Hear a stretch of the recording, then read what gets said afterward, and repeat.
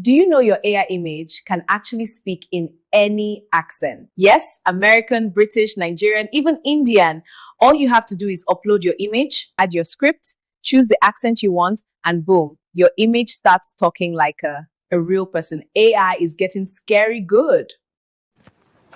The first step to this is you open your browser, then you type googleaistudio.com. Then you scroll down until you see generate speech. Then you click on generate speech. Yes, so it will take you to this particular interface where you have to input your text, input your prompt, the instruction, choose your voice, and all of that. Yes, then once you've gotten to this particular interface, you have to select the mode. Is it a single speaker audio or a multiple speaker audio? A multiple speaker audio is often used for like a podcast, but for this particular edit, we are using a simple speaker audio. So you select single speaker audio. Once you are done, scroll down till you see the voices. Then you select any voice. We have the female voice and the male voices. You can just scroll through it to know Ready which to make particular something voice amazing? you would like.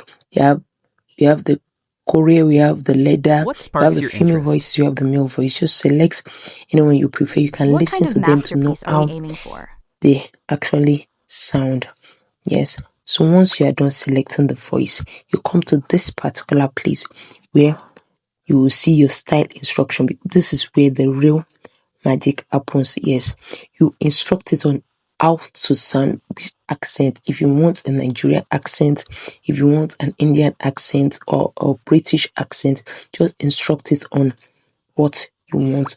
Once you're done inputting the instruction, you scroll down till you see the text.